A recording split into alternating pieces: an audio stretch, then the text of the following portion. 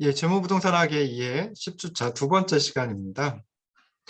앞전 시간에서는 이제 8주차 강의 내용을 복습을 해봤고요. 그리고 이제 토지의 분류에 대해서 죄송합니다. 부동산의 분류에 대해서 생각을 해봤습니다. 그래서 사용 목적에 따른 분류 처음 설명을 드렸고요. 그러니까 복합 부동산의 분류 설명드렸고, 그다음에 토지의 분류 가운데 이제 지목별 분류에 대해서 설명을 드렸습니다. 자, 이번 시간은 그 토지의 분류 마찬가지로 이제 계속 진행을 할 텐데요. 두 번째 그 토지의 분류는 용도별 분류입니다. 그래서 우리가 흔히 이제 지역 지구제라고 부르는 걸 가지고 이제 분류를 합니다. 그래서 그 부분에 대해서 다섯 번째 강의안 띄워놓고 하도록 하겠습니다. 그래서 53쪽이고요. 용도별 분류, 자, 지역지구제라고 이제 되어 있는데요. 자, 뭐 보통 지역지구제 그러면 이제 우리나라에서 용도지역, 용도지구, 용도구역 요것들을 갖다 이제 의미를 합니다. 그래서 이런 지역지구제는 특정한 구역을 지정해가지고 그 틀 안에서의 토지 이용에 대한 일정한 규제를 가함으로써 토지 이용의 효율성을 제고하고자 하는 그런 정책적인 목적을 달성하려고 하는 제도적 장치를 지역지구제라고 이제 얘기를 합니다. 이제 조닝 시스템이라고 얘기를 하고요. 이건 1920년대 미국에서 처음 출발을 했습니다. 그래서 이 그 지역지구제라고 하는 것은 토지의 용도를 구분해 가지고 이용 목적에 부합되지 않는 행위는 규제를 하고 부합하는 행위는 유도하는 그런 제도적 장치를 의미한다라고 생각하시면 좋을 듯 싶습니다. 그래서 우리나라에서는 국토의 계획 및 이용에 관한 법률, 약칭 이제 국토계획법이라고 하는 법을 통해 가지고 용도지역, 용도지구, 용도구역 이 세 가지로 이제 나누어 볼 수 있습니다. 제일 먼저 나오는 게 이제 용도지역인데요. 용도지역은 토지의 이용 및 건축물의 용도, 건폐율, 용적률, 높이 등을 제한해가지고 그래서 토지를 경제적 효율적으로 이용하고 그래서 결국은 공공복리의 증진을 도모하기 위한 그런 그 지역지구제를 용도지역이라고 생각하시면 좋을 듯 싶습니다. 근데 용도지역은 서로 중복되지 않게 결정을 해야 되고요. 설정을 해야 되고요. 그리고 이제 도시군 관리계획이라고 하는 그 지자체의 법정 계획을 통해 가지고 결정하도록 하는 그런 그 지역지구제이다라고 생각을 하시면 좋을 듯 싶습니다. 그래서 용도지역은 전 국토에 걸쳐 서로 중복되지 않게 지정을 하고요. 크게 이제 도시지역, 관리지역, 농림지역, 자연환경 보전지역 뭐 이렇게 네 가지로 대분류를 하고 있습니다. 자, 여기 보시면 이제 건축물 용도, 이건 건축법에 그 규정이 되어 있는데요. 제가 최근 거는 확인을 못 해봤는데 29가지 건축물의 용도가 있습니다. 그 다음에 이제 건폐율하고 용적률이라고 하는 표현, 부동산학에서 또 부동산 실무에서 이제 굉장히 많이 쓰이는데요. 건폐율 하면 요 밑에 지금 보이시나요? 대지 면적에 대한 건물 바닥 면적의 비율이다라고 되어 있습니다. 그래서 건폐율은 우리가 이제 부동산학에서 주로 얘기할 때는 건축 면적을 대지 면적으로 나누어 가지고 구한 것을 건폐율이라고 얘기를 합니다. 그리고 용적률은 여기 이제 사전이 뜨는데요. 대지 면적에 대한 건물 연면적의 비율을 의미합니다. 그래서 그 건물 연면적을 대지 면적으로 나누어 가지고 구한다라고 생각을 하시면 좋을 듯 싶습니다. 그래서 대지 면적이 100평방미터 있고요. 그다음에 건축 면적이 50평방미터이고 그리고 5계층으로 이루어져 있다라고 한번 해보자고. 지상에 정말 5계층으로 이루어진 건물이 있다라고 하면 자, 건폐율은 건축 면적을 대지 면적으로 나눈 것이니까 건축 면적 50평방미터를 대지 면적 100평방미터로 나누어 주면 이제 50%가 되는 거죠. 그리고 이제 용적률은 건축 연면적을 대지 면적으로 나누는 것입니다. 그래서 보시면은 그 저기 뭐 건축 연면적이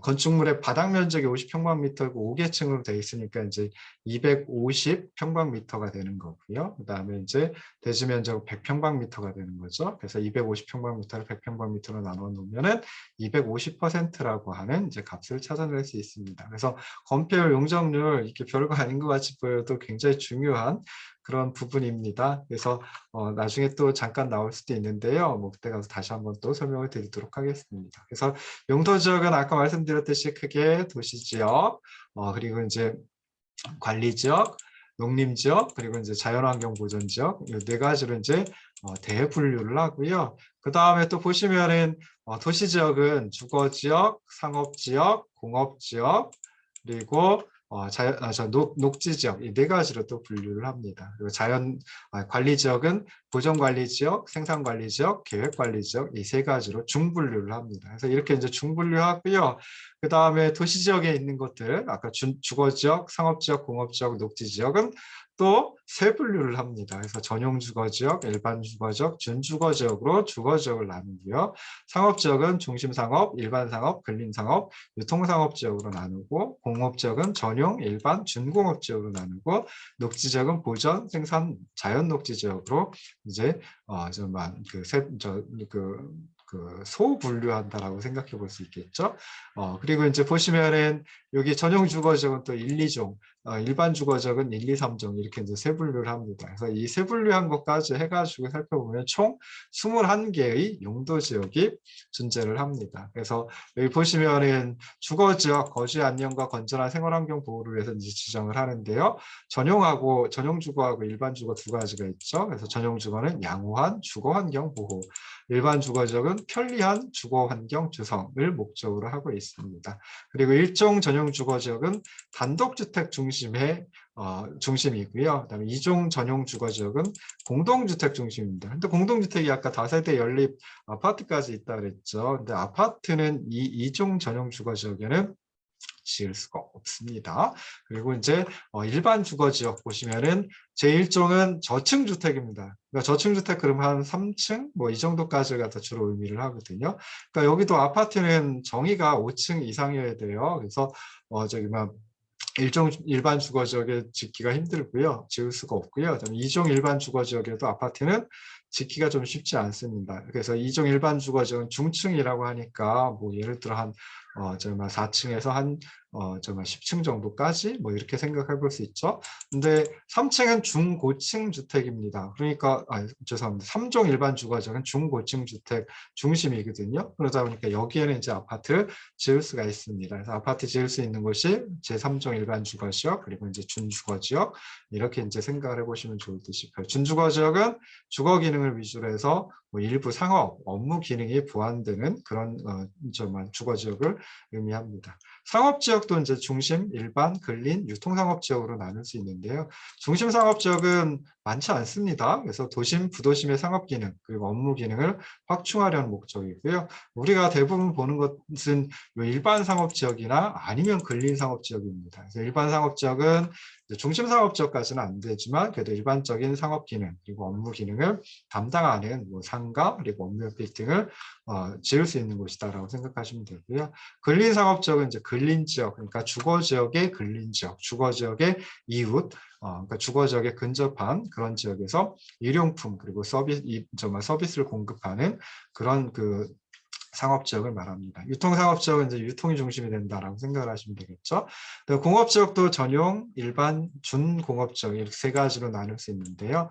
전용 공업지역은 뭐 중화학공업 그리고 공해성 공업 이런 것들을 수용하려는 목적이 있고요. 일반 공업지역은 이제 그렇게 환경을 저해하지 않는 공업이 배치되는 지역이고 준공업지역은 이제 경공업 중심인데 주거, 상업, 업무 기능까지 이제 보완이 되는 그런 지역이다라고 생각하시면 좋을 듯 싶습니다. 자, 그다음에 도시지역 내 녹지지역이라고 하는 게 있습니다. 그래서 도시지역 내에서 자연환경, 농지 및 산림보호, 보건위생, 보안과 도시의 무질서한 확산을 방지하기 위한 녹지 보전을 목적으로 하는 것이 이제 녹지지역입니다. 그러니까 도시지역 내에 있는 녹지를 보전하려고 하는 지역이다라고 생각을 하시면 좋을 듯 싶어요. 근데 이것도 세 가지로 나눠가지고 보전, 생산, 자연 녹지 지역 뭐 이렇게 이제 나눠놓고 있습니다. 그래서 보전 녹지 지역은 녹지 지역 중에서도 진짜 그 녹지 공간을 보전하려고 하는 목적이겠죠. 생산 녹지 지역은 농업적인 생산을 할 수도 있는데 그걸 갖다가 그런 개발을 갖다가 농업적 생산을 위한 개발을 유보해 놓은 굉장히 긴 기간 동안 유보를 시켜 놓습니다. 그래서 예전에는 이제 농지를 갖다가 뭐 절대 농지, 뭐 상대 농지 뭐 이렇게 구분을 하기도 했었고요. 그랬는데 이제 그 도시 지역 내에 있으면서 그러면서 이제 이제 막 농업적인 생산을 하던 곳 근데 이제 저기 막 근데 이제 그 농업적인 생산을 할 수도 있고 그렇지 않을 수도 있고 그런 지역을 갖다가 이제 생산 녹지 지역으로 이제 정해 놓습니다. 그다음에 자연 녹지 지역은 도시의 녹지 공간 확보, 도시 확산 방지, 그리고 장래의 도시용지 공급 등을 위해서 보전해 놓는 지역입니다. 그러니까 어떤 경우에는 좀 제한적인 개발이 허용되는 그런 녹지 지역이다라고 생각을 하시면 좋을 듯 싶습니다. 자, 이제 관리 지역서부터 시작해가지고 농림지역, 자연환경 보전 지역은 도시 지역 외의 지역이죠. 그래서 줄여서 도시 외 지역 뭐 이렇게 이제 구분을 하기도 합니다. 그러니까 도시 지역에는 이 관리 지역, 농림지역, 자연환경 보전 지역이 설정될 수가 없습니다. 그래서 부산시 같은 경우에 관리 지역 없고요, 그다음에 농림지역 없고 자연환경 보전 지역도 없습니다. 그런데 이제 기장부는 사실 도시 지역이라고 보기 어렵죠. 그래서 그런 경우에는 뭐 이 세 가지 관리, 농림, 자연환경 보전 지역 설정은 될 수 있는데요. 제가 알고 있기로는 기장군에도 관리지역, 농림지역, 자연환경 보전지역은 없는 걸로 이렇게 알고 있습니다. 자, 관리지역은 보전, 생산, 계획관리지역으로 세 가지로 이제 구분을 할 수 있습니다. 그래서 보전관리지역은 말 그대로 이제 관리지역, 도시지역, 도시 외 지역이긴 하지만 그래도 이제 보전해 놓으려고 하는 그런 지역이 되겠죠. 그래서 자연환경 보호, 산림 보호, 수질오염 방지, 녹지 공간 확보, 뭐 생태계 보전, 뭐 이런 것들로 이제 좀 이런 것들을 보전하려고 하는 그런 지역을 의미하고요. 그다음에 생산관리 지역은 농업, 어업, 임업, 생산 등을 위한 관리를 목적으로 하는 지역입니다. 그래서 이 생산관리 지역은 주변의 용도 지역하고 관계 등을 고려할 때 농림지역으로 지정해서 관리하기가 곤란한 그런 지역을 생산관리 지역으로 주로 이제 많이 지정을 해놓고 있습니다. 아까 그 보전관리 지역도 마찬가지예요. 그래서 주변 용도 지역과의 관계 등을 고려할 때 자연환경 보전 지역으로 지정하면 참 좋은데 그렇게 하기 어려운 그런 지역은 이제 보전관리 지역으로 좀 설정을 해놓고 있습니다. 자, 마지막에 이제 계획관리 지역인데요. 관리 지역 중에 세 번째가 계획관리 지역인데 여기는 이제 도시 지역으로 편입을 예상한다든지 또는 자연환경을 고려했을 때 좀 제한적으로 이용할 수도 있고 개발할 수도 있는 그렇지만 이제 계획적이고 체계적인 관리가 필요한 지역을 갖다 계획관리 지역이라고 합니다. 관리 지역 중에서는 이 계획관리 지역이 좀 개발을 그래도 어느 정도 할 수 있는 그런 관리 지역이다라고 이제 생각을 해보시면 좋을 듯 싶어요. 자, 농림 지역은 농림업의 농업과 임업이죠. 진흥과 산림의 보전을 위한 지역이고요. 자연환경 보전 지역은 자연환경, 수자원, 해안 생태계, 상수원 및 문화재의 보전, 수산자원의 보호, 육성 등을 목적으로 해서 설정하는 결정하는 그런 이제 그 용도 지역이다라고 생각을 하시면 좋을 듯 싶습니다. 자, 그리고 나서 이제 용도 지역 다음에 나오는 것이 용도 지구라고 하는 게 있습니다. 그래서 용도 지구도 그 목적을 갖다가 저기 막 그 국토계획법에서 용도를 정해놓고 그 용도 지구의 정의를 내리고 있는데요. 토지의 이용, 건축물의 용도, 건폐율, 용적률, 높이 등에 대한 용도 지역의 제한을 강화하거나 완화하여 적용해서 용도 지역의 기능을 증진시키고 그래서 결국 그리고 이제 경관 안전 등을 도모하기 위해 그래서 공공복리를 증진시키려고 하는 도시군 관리계획으로 결정하는 지역을 용도지구라고 얘기를 합니다. 그러니까 용도지구는 앞에 설명드렸던 용도지역, 용도지역은 거의 대부분 이제 제한의 의미를 가지고 있어요. 이런 용도로만 써라라고 하는 제한의 의미를 가지고 있는데 그런 그 용도지역의 제한의 의미를 좀 더 강화시킨다든지 아니면 좀 완화시켜가지고 용도지역의 기능을 좀 더 증진시키기 위해 결정하는 지역을 의미한다라고 생각을 하시면 좋을 듯 싶습니다. 그래서 용도지구는 여기 보시면 경관지구 뭐 해가지고 10가지로 이제 분류를 하고 있고요. 그리고 또 지역 여건상 필요하다라고 하면 그 특별시, 광역시, 세종자치시도 있죠. 특별자치시. 그래서 거기까지는 이제 시라고 얘기를 하고요. 그다음에 도는 뭐 경기도서부터 해가지고 제주특별자치도까지, 그러니까 일반 도하고 자치도까지, 특별자치도까지 이제 도라고 보통 표현을 합니다. 그래서 시 또는 도 또는 대도시. 여기서 대도시는 대도시는 인구 100만 명 이상의 도시를 대도시라고 이제 하고 있습니다. 그래서 예전에는 그 대도시라고 얘기를 했었는데요. 지금은 이제 최근에 2021년 4월인가서부터 특례시라고 하는 제도가 도입이 됐습니다. 그래서 인구 100만 명 이상의 도시 중에 이제 그 특례시로 가기를 원하는 시의 지원을 받아가지고 이제 하고 있는데요. 뭐 예를 들어 창원이라든지 수원, 그리고 뭐 이제 막 용인, 화성, 고양 뭐 이런 데가 이제 성남도 포함이 될 것 같은데요. 그래서 인구 100만 명 이상이거든요. 그래서 그럴 때 이제 뭐 특례시라고 또 이제 이름을 붙이기도 하고 하는 걸로 알고 있습니다. 그래서 그런 그 시도 또는 대도시의 조례로 앞에 얘기했던 그 10가지 용도지구 이외에 또 다른 용도지구를 정할 수도 있습니다. 그래서 10가지 용도지구는 여기 보시면 경관지구, 고도지구, 방화지구, 방제지구, 보호지구, 취락지구, 개발진흥지구, 특정용도 제한지구, 복합용도지구, 기타 지구 해가지고 기타 지구는 대통령령으로 지정을 하는 위에 있는 것과 다르게 그리고 이제 조례로 정하는 그런 지구 해가지고 이런 식으로 이제 정말 여러 가지 그 용도 지구가 있습니다. 그래서 이거 하나하나 그냥 한번 읽어보시면 어떤 건지 대충 이제 아실 것 같아요. 그래서 경관지구는 경관이 수려하기 때문에 보전 관리 그리고 또 뭐 경관을 형성할 수도 있겠죠. 그래서 자연 경관지구, 시가지 경관지구, 특화 경관지구 이 세 가지로 또 이제 구분을 하고요. 그다음에 고도지구는 건축물의 높이의 최고 한도를 규제하는 그런 지구입니다. 방화지구, 방제지구, 방제지구도 이제 시가지 방제지구, 그리고 자연방제지구 해가지고 두 가지로 나누고요. 네, 보호지구는 역사 문화 환경 보호지구, 중요 시설물 보호지구, 생태계 보호지구 이렇게 이제 또 좀 맞춤 분류하기도 합니다. 취락지구도 자연 취락지구 그리고 이제 집단 취락지구 두 가지로 이제 구분을 하고요. 그다음에 개발진흥지구는 5가지로 구분을 합니다. 그래서 주거개발진흥지구, 산업유통개발진흥지구, 관광휴양개발진흥지구, 복합개발진흥지구, 특정개발진흥지구 뭐 이렇게 나누고요. 특정용도 제한지구라고 하는 것도 있습니다. 그리고 복합용도지구 있는데요.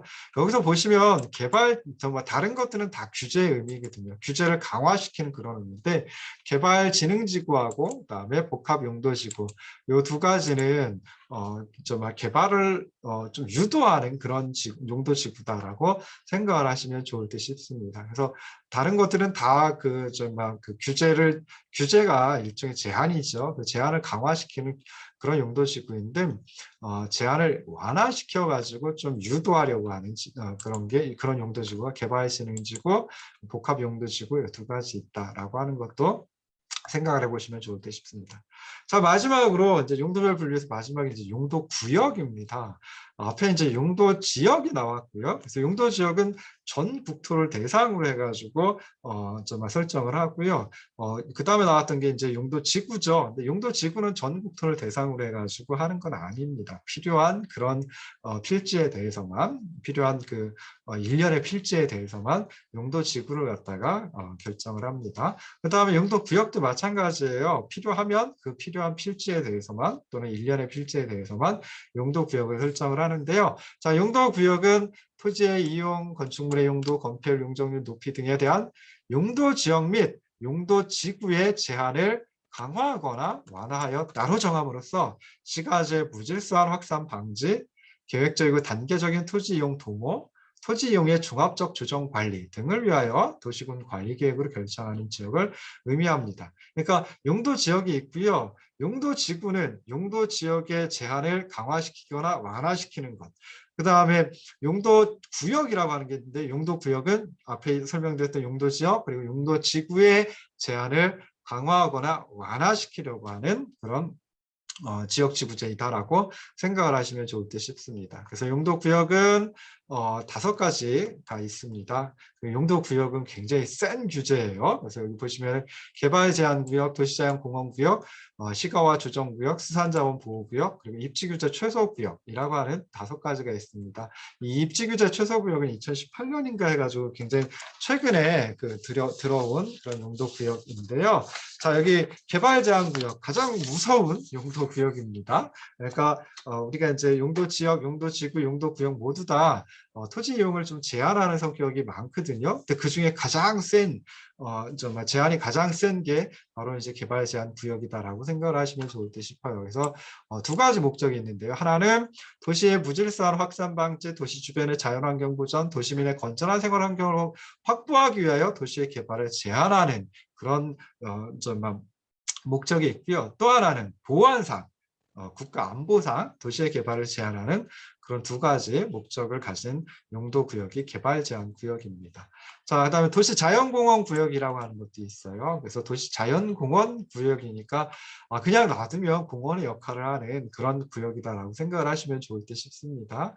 자, 그다음에 시가화 조정구역이라고 하는 것도 있습니다. 그래서 도시지역 그대로 있으면 그냥 그 주변 지역으로까지 그 시가지가 무질서하게 이제 확산이 될 수 있거든요. 그래서 그런 것들을 방지하고 그러면서 계획적으로 또는 단계적으로 개발을 하기 위해서 시가화를 유보시킨 그런 그 용도구역을 시가화 조정구역이라고 합니다. 자, 수산자원 보호구역은 당연히 수산자원의 보호 육성을 목적으로 하는 용도구역이고요. 자, 마지막 5번째가 입지규제 최소구역인데요.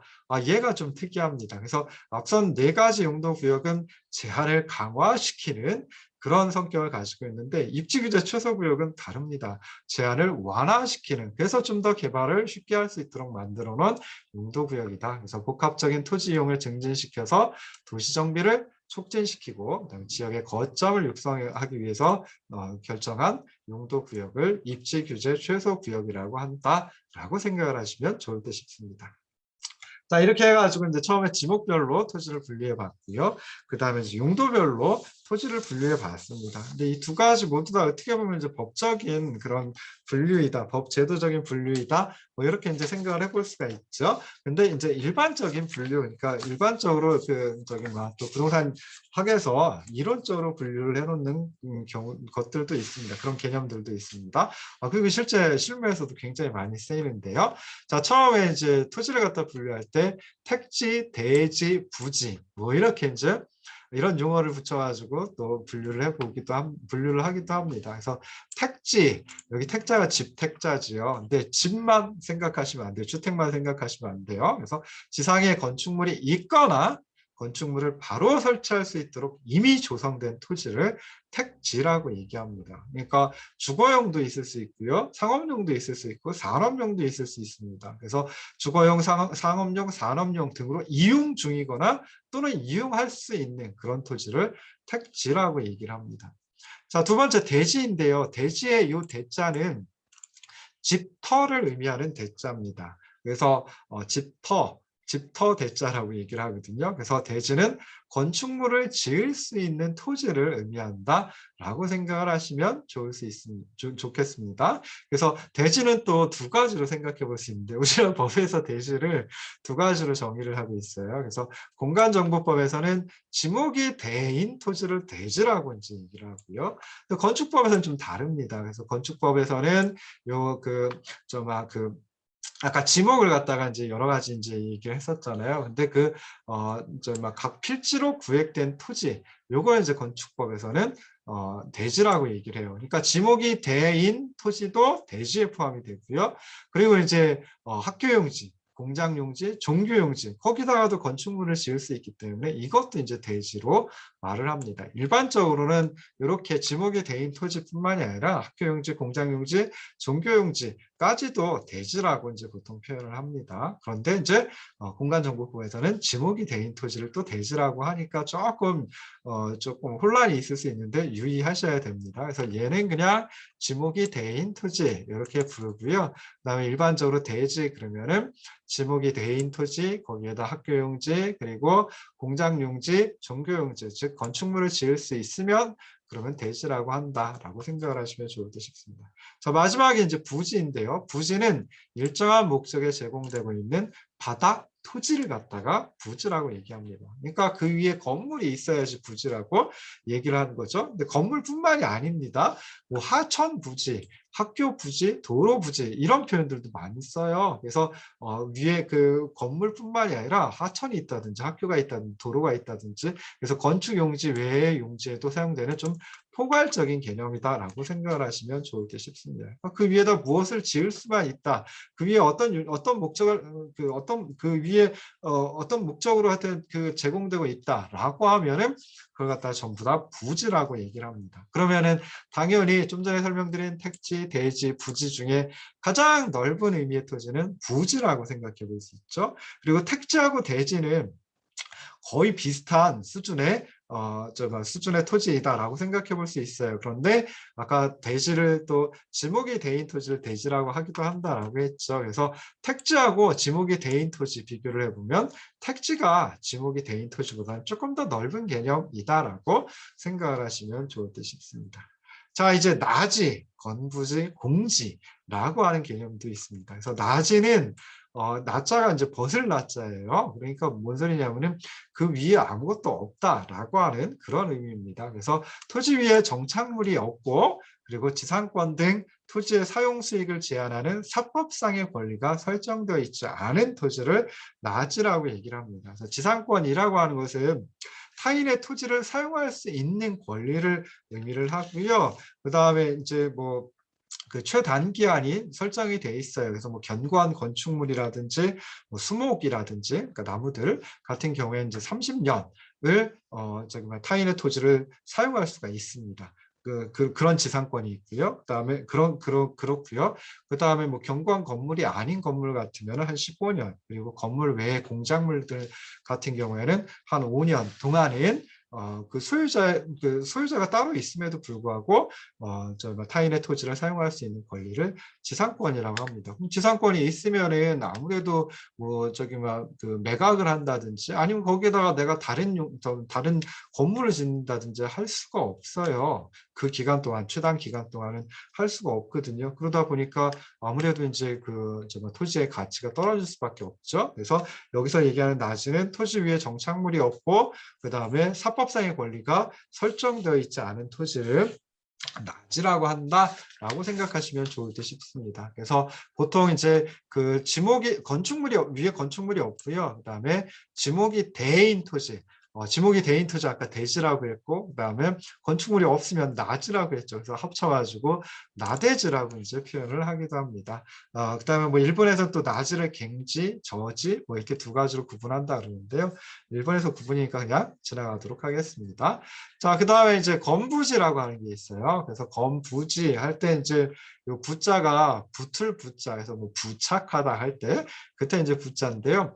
건물이 붙어 있는 토지이다. 그러니까 그 토지 위에 건물이 있다. 지상의 건축물이 있는 토지를 건부지라고 합니다. 그러니까 어떻게 보면 나지의 상대적인 개념이다라고 생각해 볼 수 있죠. 그래서 건물, 뭐 구축물 이런 부지로 사용되는 택지를 건부지라고 얘기를 합니다. 자, 그럼 건부지의 지상에 건부지라고 하는 토지가 있는데요. 그 지상 건물이 있는 거죠. 지상에 건물이 있어요. 근데 그 건물이 최유효 상태가 아니다라고 하면 그 건부지의 효용이 상대적으로 감소가 되고 그래서 이제 그 건부지의 그 토지의 가치가 떨어질 수밖에 없습니다. 그래서 그런 걸 갖다가 건부감가라고 얘기를 해요. 그러니까 건물이 부착되어 있기 때문에 가치가 감소된다라고 해서 건부감가라고 얘기를 하는데요. 그래서 건물이 붙어 있는 경우, 그러니까 지상에 건축물이 있는 건부지 같은 경우에는 지상의 건축물이 최유효 이용을 하고 있는 그런 건축물이다라고 하면은 상관이 없죠. 건부감가가 안 일어납니다. 근데 그렇지 않고 이 지상의 건축물, 뭐 예를 들어 가지고 한 5층짜리 상가로 만들 수 있는데 3층짜리 주택으로 이용하고 있다라고 하면은 아무래도 가치가 떨어지겠죠. 그래서 그럴 때 이제 건부감가라고 얘기를 합니다. 근데 5층에 5층짜리 건물을 지어서 건물을 지어가지고 운용을 하고 있다라고 하면 그때는 이제 건부감가가 일어나지 않죠. 최유효 이용 상태로 이용이 되면은 그러면 건부감가가 없는데 최유효 이용이 아니다라고 하면 그때는 이제 건부감가가 이루어집니다. 또 건부감가만 있는 게 아니라요. 건부증가라고 하는 것도 있을 수 있습니다. 그래서 건부증가는 건물이 부착되어 있기 때문에 가치가 증가된다. 이렇게 이제 생각을 하면 되겠죠. 언제냐면요. 딱 한 가지예요.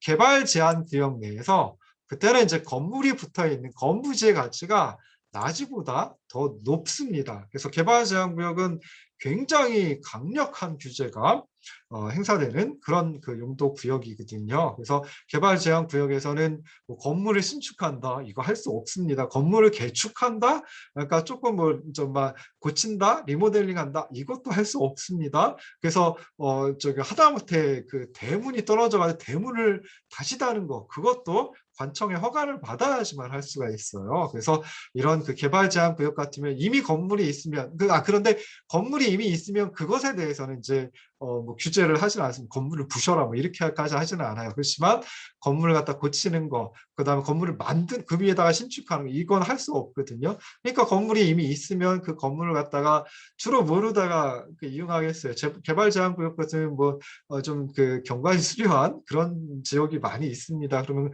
경관이 수려하니까 거기다가 뭐 예를 들어 식당 같은 거 만들어 놓는다든지 아니면은 아주 그 멋있는 카페 같은 거 만들어 놓는다든지 할 수 있죠. 물론 기존에 있는 건축물 손보지 않고 그렇게 이제 만들 수 있다라고 하면 그렇게 해가지고 운영을 합니다. 그러다 보면 아무래도 가치가 더 높아진다. 뭐 이렇게 생각해 볼 수 있겠죠. 그래서 그럼을 건부증가라고 또 얘기를 합니다.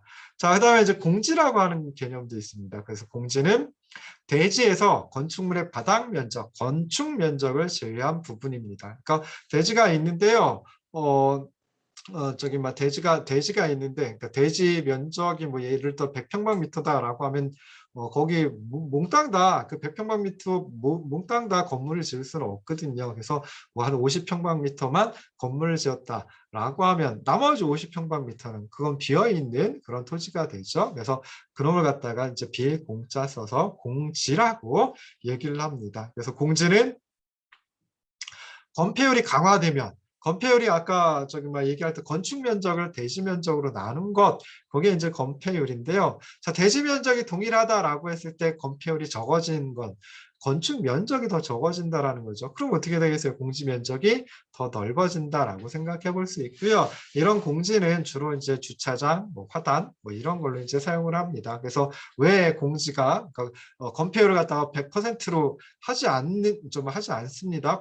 건폐율 100% 주는 경우 없습니다. 그래서 건폐율을 뭐 제 기억이 한 정말 70% 많으면 90%까지도 건폐율을 주는 경우가 있긴 한데요. 대부분은 한 70%, 60%뭐 아니 그거보다 더 적은 경우도 많이 있습니다. 그래서 이렇게 공지를 갖다 확보하는 이유 무엇일까? 뭐 여러 가지 있을 수 있겠지만은 일단 공지가 있어야지 좀 바람이 통하겠죠. 통풍이 있겠죠. 뭐 아직은 잘 모르실 거예요, 여러분들. 바람이 뭐 그렇게 중요하다고. 근데 좀 살다 보면 중요해집니다. 바람이 잘 불고 그래야지 뭐 빨래를 널었을 때도 빨래가 빨리 마르고요. 그다음에 또 뭐가 있을까요? 공기가 이렇게 순환이 되니까 건강에도 좋죠. 그다음에 또 이제 공지가 있으면 좀 개방감, 앞이 확 트여 있는 그런 느낌이 듭니다. 근데 공지가 없다, 건물이 떠닥떠닥 붙어 있다라고 하면은 그러면은 어떻게 되겠어요? 앞을 쳐다봐도 뭐 저기 막 창문 밖을 쳐다봐도 아무것도 안 보이는 앞에 건물만 보이는 이런 결과가 나올 수도 있거든요. 그다음에 이제 공지가 있어야지 뭐 화재가 났다든지 할 때 피난을 쉽게 할 수 있습니다. 그래서 그런 목적을 갖기 위해서 공지가 필요하다라고 생각해 볼 수 있고요. 공지와 관련되어 있는 게 이제 또 건폐율이라고 하는 게 있다라고 하는 것까지 생각하시면 좋을 듯 싶습니다. 그래서 건폐율이 100%가 되는 경우는 드물다 100%보다 더 적은 경우가 적습니다. 그래서 나머지가 이제 건폐율 그 나머지 뭐 건폐율이 70%면 30%가 공지가 되는 거죠. 건폐율이 50%면 50%가 공지가 되는 거고 건폐율이 70%면 대지 면적의 30%가 공지가 되는 점만 건폐율이 30%면 대지 면적의 70%가 공지가 되거든요. 그래서 그렇게 하는 이유 뭐 여러 가지 이유가 있다. 뭐 이런 것도 이제 생각해 보시면 좋을 듯 싶습니다. 부동산 할당에 따른 토지의 분류 다 나가려고 했는데요. 도저히 안 되겠네요. 그래서 두 번째 것까지, 그러니까 첫 번째 거 택지, 대지, 부지 나눠봤고요. 두 번째 나지, 건부지, 공지 여기까지 이제 설명을 드렸고요. 다음 시간에 필지와 획지 나누는 것부터 이렇게 분류하는 것부터 진행을 하도록 하겠습니다. 긴 시간 들어주셔서 고생하셨습니다. 그리고 고맙습니다.